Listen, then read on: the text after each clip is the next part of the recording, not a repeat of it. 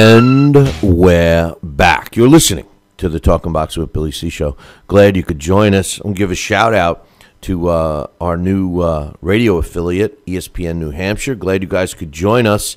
And speaking of joining us, don't forget to follow us on Twitter. It's at Talkin Boxing. Hey, let me spell it for you. It's TalkinBoxing. Well, it's that time again. Blast from the past. We shine the spotlight again on fighters from years past. Top-ranking Joe Louis is the leading contender. Joe Frazier with a left hook. Good right hand thrown by Foreman that time. Look at that left hook. Belt that goes to Ray Mancini. It's Blast from the Past on Talkin Boxing. And this week's Blast from the Past, which is being sponsored by KOFantasyBoxing.com. Check it out, www.KOFantasyBoxing.com. Features a Boxing Hall of Famer in the heavyweight division, and he was actually a former colored world heavyweight champ, George Godfrey. And joining me right now to tell us all about this Hall of Fame fighter, my man Alex Papali. What's up, Alex? Hello, Billy. Hey, how you doing? Oh, not too bad. Thinking a lot about pizza for some reason. But anyway, George Godfrey, Hall of Famer. Tell us about this guy. Yeah, George Godfrey. This is actually the second fighter by that name. There was another guy, a Canadian, George Godfrey, who fought maybe about 30 years earlier, whose nickname was Old Chocolate. This is George Godfrey, whose real name was Phoebe Smith Williams, although I hear just Phoebe Smith, according to Kevin Smith's book, The Sundowners.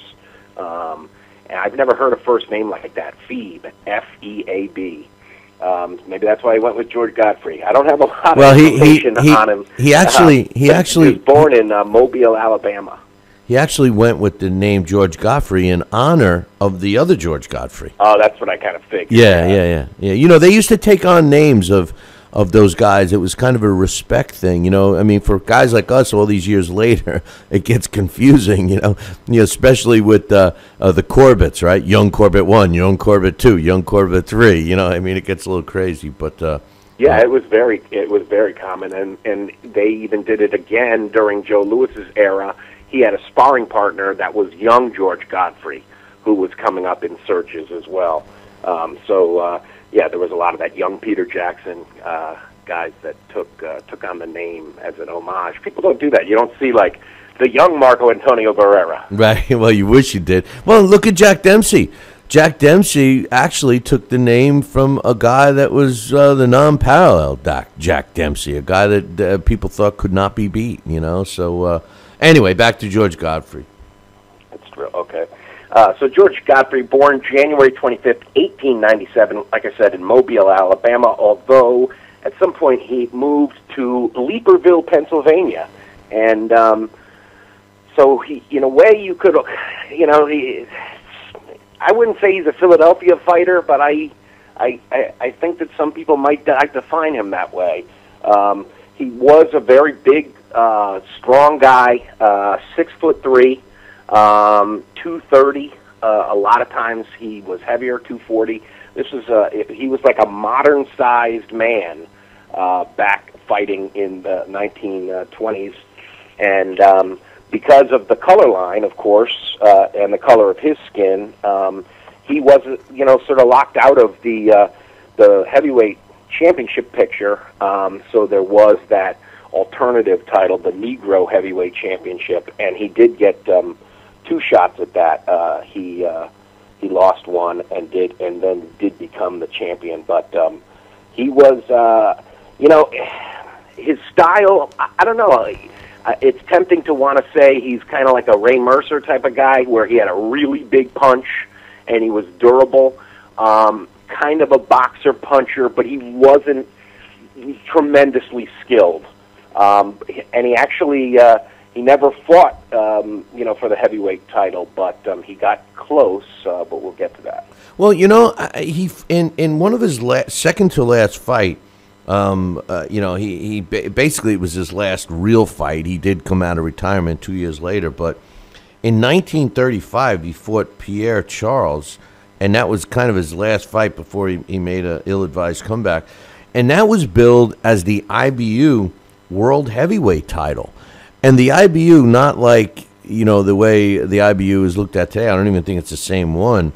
Because the IBU, I believe, was in existence until the mid-'40s. He did win that, and I couldn't find any recognition that he actually was a world champion. Did you come across anything on that? I didn't see, no, but I did see on Cyber Boxing Zone, they credit the bout with Roy Ace Clark as being for the Negro Heavyweight Championship, but no, he never won anything of that IBU. I don't know what that is. Yeah, well, it must have been a sanctioning body. Yeah, it was in Brussels. But yeah, he did. You want to look at a tough first year as a pro. He fought Sam Langford. Actually, it's his first bout was in 1919. He only had one fight in 1919, but in 1920 he had 5 fights, and 2 of them were against the great Sam Langford.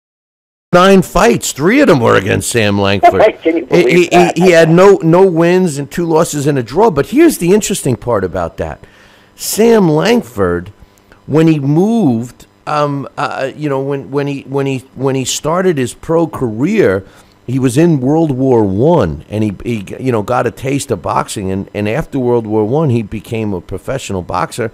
And Sam Langford was his guy, was like training him with Jack Blackburn, who was with Sam.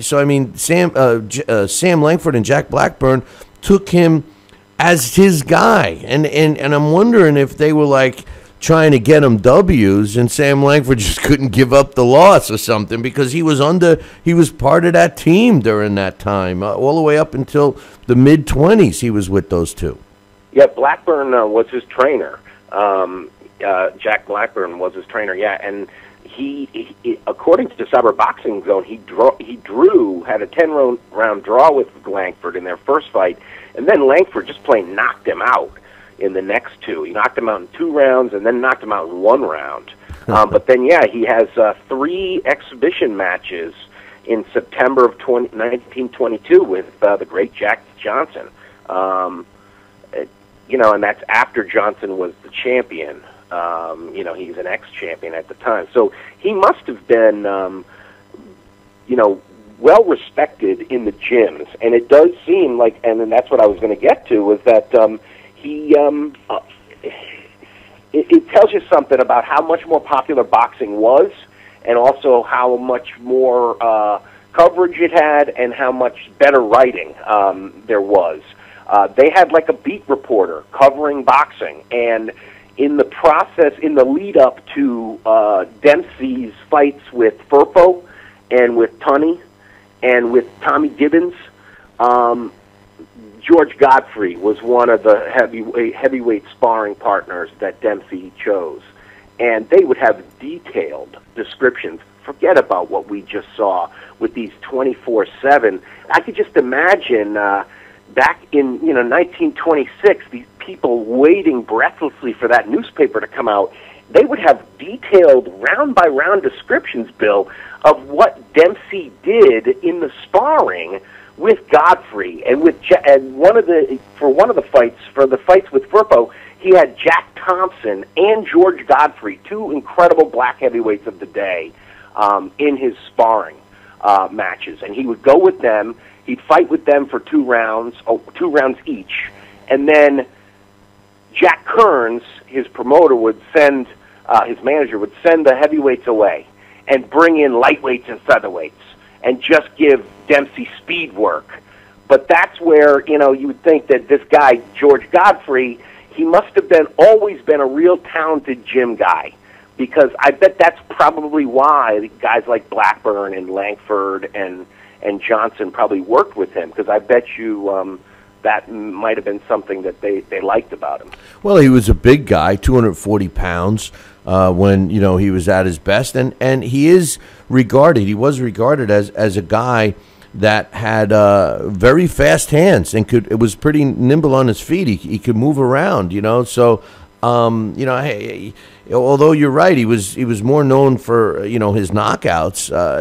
He had 63% of his wins were by knockout, but he could move around the ring. And the fan, I guess his style was very crowd pleasing because he was known for doing very well at the gate. Anytime that he was fighting, I mean, people would come to watch this guy fight. He was clearly a draw. So he drew anywhere, not only in the U.S., but he fought overseas a lot. And like you mentioned, with some of those exhibition bouts and the sparring that he had, he fought some top guys, that he came up short against, but, other ones that he won. Jack Sharkey, he came up short. He fought Pierre Charles. We talked about, excuse me, that title fight, but he fought him several times, as well as Chuck Wiggins. And he even fought and lost via a disqualification against Primo Carnera. So, I mean, this guy definitely fought the fighters that were around during his time. And he did win, in addition to, being credited as winning the colored world heavyweight title. He also, and also that IBU title, whatever that is. He also was the Mexican heavyweight champion, similar to Sam Langford. Remember, Sam Langford went and captured the Mexican heavyweight champion when he was basically blind. That was the famous fight where they said, just point me in the right direction, and he knocked out his opponent in the first round. So I guess there was some value with that title. Yeah. I think that's what he was sort of relegated to, and a lot of the other black heavyweights of the age. Because remember, the probably the more talented fighter, black fighter of this age, and he was more athletic, and he was a little smaller, faster, much more boxing skill, and that was Harry Wills. And there was a period where, and this is something you could say, I mean, we saw this just recently with Kovalev, with main events, and the way they, like what you were talking about earlier with Golovkin, even when you have a guy who's a badass, and you think, well, he could take on anybody, you still want to, make certain fights marinate. And there's an article about how Tex Rickard he thought that he wanted Harry Wills and George Godfrey to fight, and then the winner of them fight Louis Firpo, and then the winner of that fight Dempsey. He didn't just want to give Wills a shot, or give Godfrey a shot, or give Firpo a shot. He wanted to, build up a super fight and put them on cards. So it's fascinating doing this blast. And again, it reminds me of that great sci-fi, Battlestar Galactica quote there, that all of this has happened before and all of this will happen again. But you get, you see these promoters are always doing that, moving. They're thinking 2 and 3 fights ahead. Yeah. Well, hey, remember this. The guys like Dempsey wanted to have his future opponents, get some mileage on them too. Exactly, by having by having. Why don't you guys beat each other up? Right. And they weren't getting the rest in between fights. So they were still sore and still feeling the effects. The thing that surprises me about George Godfrey, and maybe he spent some time with him in sparring. I mean, he fought Bearcat Wright, who was a pretty big name in those days. He fought him a few times. Tiger Jack Fox, who we know went on a little later. He fought those guys. But I don't see him fighting Joe Louis. And Joe Louis was around in his prime, moving up the ranks during George Godfrey's era. Did you find anything of why these guys never met in the ring? I got to figure that they maybe sparred because again, they would have that Jack Blackburn connection. So they must have sparred, or maybe they just trained in the same gym. But you're right. I mean, I got to imagine that at some point they ran into each other because, I mean, we're talking. Well, I mean, although it was pretty late, he was almost done. Like I said, the only name that was coming up connected to Louis was young George Godfrey. So either that was somebody who was emulating him or was his son. I don't know. Although he never married, I saw, according to his obituary. But yeah, you were right. In terms of him being popular, they were talking about the article I saw describing the crowd at that. It was at Wrigley Field, but it was the Wrigley Field in Los Angeles, California, and that was the February 28th fight he had, 1928 versus Paolino Euskadun, and he outpointed him. They said in the article that it was largely his power and body punching that won that fight, whereas Euskadun was definitely more active. Well, but they didn't have punched that, so nobody got too uproar about it. Euskadun was a quality fighter. I believe he did he win an Olympic medal or something. For some reason, because I know that he had a couple of showdowns with Primo Carnera, but he was a quality fighter. Listen, George Godfrey. Carnera one's actually, there's video of it on YouTube. I know, but George Godfrey was a guy that was avoided. Fighters didn't want to fight. I mean, you could say, some of them, in the early part of his career would draw in the color line, but a lot of them just flat out avoided the guy. I mean, think about it. 6'3", 240 pounds. I mean, if you're looking at Joe Louis, who was considered a big guy in his day, what was he, 6'1", and he weighed about 200 pounds? I mean, this guy had a couple inches on him and 30 pounds on him, and being described as nimble-footed, hand speed, and punching power. I could see why people didn't want to risk anything against Godfrey.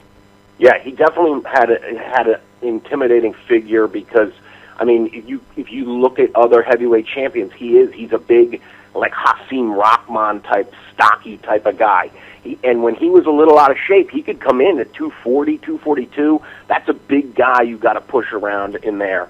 And when he was younger and fit, I mean, he's a big man. Mm-hmm. That tells you how hard Sam Langford must hit, because Sam Langford was, what was he, 5'8", 5'9", and here he is fighting in the first few pro fights of Godfrey's career.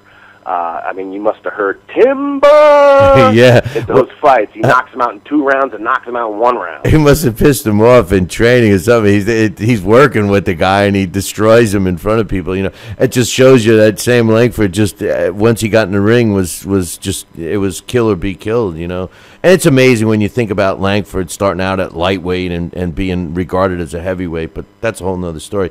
George Godfrey, the one thing I could not find on George Godfrey, I know he died young, so I'm sure you have a story that you enjoyed to tell us about that. I didn't find out anything about his death, and I didn't find out anything about his post-fight life. I mean, I know that after his Pierre Charles fight, where he won the IBU World Heavyweight title in 1935, he was out of the ring for just about 2 years, came back and was stopped in 8 rounds by Hank Hankinson, and then never returned to the ring. And I pretty much haven't been able to find anything since. What took place in Godfrey's life after 1937?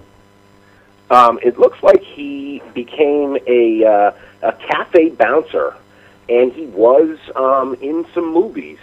And I'm trying to see here, actually, if he's on IMDb's website, but no, I don't think that's him. There are a couple of George Godfreys, but it must be nothing. It's stuff he was in that was too obscure to be listed in, the Internet Movie Database. Wow, because they list everything. Well, yeah, but I'm sure that who knows? There could have been some little short movies or something. And I mean, we're talking 1920s. These I can't imagine or 30s. 30s. What those? But he died at 52. Or no, 50. 50, yeah. 50 years old of a heart attack. Okay, it was a heart attack. No, it said he was 62. Where is it here? August 13th, 47. So, yeah, he was 50 years old. His last fight, he was 40 years old in 37. So yeah. He died 10 years later. Yeah, they did kind of say he claimed to had made $500,000 in the ring. But where they found him it was a one-room apartment, and it was in rough shape. He was 50 years old. A physician friend, Dr. Darrington Weaver, found him. He went to check on him a few hours after Godfrey had called, and I guess he must have called and there was no answer, and then he went to check on him and he was dead. It was heart inflammation, and I guess he had some kidney trouble as well since April of '47. But yeah, that doesn't sound like that's boxing related, at least, which is nice to see. A lot of times we see the Alzheimer's or dementia type death. Well, he moved around and he wasn't stopped very often. That's for sure. I'll get to that in a little bit. He fought for 8. And he sure stopped guys. I mean, he had streaks of like 17 straight knockouts. No, I know. He was a big guy, powerful guy that could move. He fought for 18 years. Did you put him in? Who'd you put him up against? I did put him in against, where did I put the results there? I put him in against Vladimir Klitschko. Oh, one thing I also wrote a note here is, there still was, I mean, we're talking less than 100 years ago, there still was an incredible degree of racism. I mean, a lot of the titles of his articles were, the new black, Godfrey hopes to be the new black menace. When he fought Johnny Risco, it was the giant Negro and ex-Baker are in top form. One of the things they mentioned in one of the fights I read about where he stopped a guy in the first round, Maloney, a guy in Boston, they made mention of how he ran right over and helped him up. And I thought that was interesting, how they're making sure that the reading audience knows that he's, a good sport. Well, but I did put him in against Vlad Klitschko, and Vlad dominated him, as I kind of expected. Although, after seeing what we saw against Bryant Jennings, I think a lot of people should, I don't know. To me, I thought Bryant Jennings showed that if you are a little aggressive with Vlad, even still at this day when he's so talented, and you have a ref that is willing to, enforce the rules, you can get to him. But Godfrey was not able to, according to the computer. When they fought the first time, he had won only 2 rounds, and Vlad dominated him 116, 111 3 times. And then when I had them fight 100 times, Godfrey only won 31. Vlad wins 64, 5 draws. Godfrey was able to stop Vlad 25 times, so the bulk of his wins come by KO. And Vlad actually, of the 64 wins he had, half of them were KOs. Did you put him in with Wilder? I didn't. No, I don't recognize his championship. Yeah, well, I don't blame you. Well, George Godfrey. I'm kidding. I should have. I'll try. I'll set it up right now. Well, don't worry about it. But George Godfrey, like we said in the beginning, he took the name of the original George Godfrey, which in the latter part of his career they nicknamed Old Chocolate. I just want to point out that this guy in the history books, the original George Godfrey, gets the credit of being the first American black heavyweight champion, which I have a problem with because he came around 73 years later past the actual first American heavyweight champion, who also happened to have been black, and that's my guy Tom Molyneux. So it's one of the things in boxing history that really ticks me off, how they somehow have shoveled him under the carpet. But hopefully when we get that out, which is coming soon, which I meant to talk to you about, we'll do that off the air later in the week. But it's going to be coming out soon thanks to James Curl and something that we're going to be doing together. So, but in any event, George Godfrey, he had a career record of 96 wins, 78 coming by knockout. He did have 21 losses, but the thing about that is he's was only stopped 6 times, knockouts and technical knockouts. And really, with the exception of the knockouts from Sam Langford, the rest of them were technical knockouts. He did have a couple of draws. He did fight numerous exhibition bouts, like Alex mentioned. He was had 603 rounds as a pro with a 63% knockout ratio. And like we said, he was a big guy, 6'3". He had 79.5-inch reach. He weighed anywhere from 230, 240 pounds. He was a big guy. George Godfrey died in 1947, as Alex said, via a heart attack at just 50 years old. So George Godfrey, our blast from the past for this week. And as usual, great job with that one, Alex. And against Deontay Wilder in 100 fights, he pummels him, wins 95. Deontay Wilder wins 4. There's 1 draw, and he scores. Looks like most of them are by knockout. He did it that quick, you know.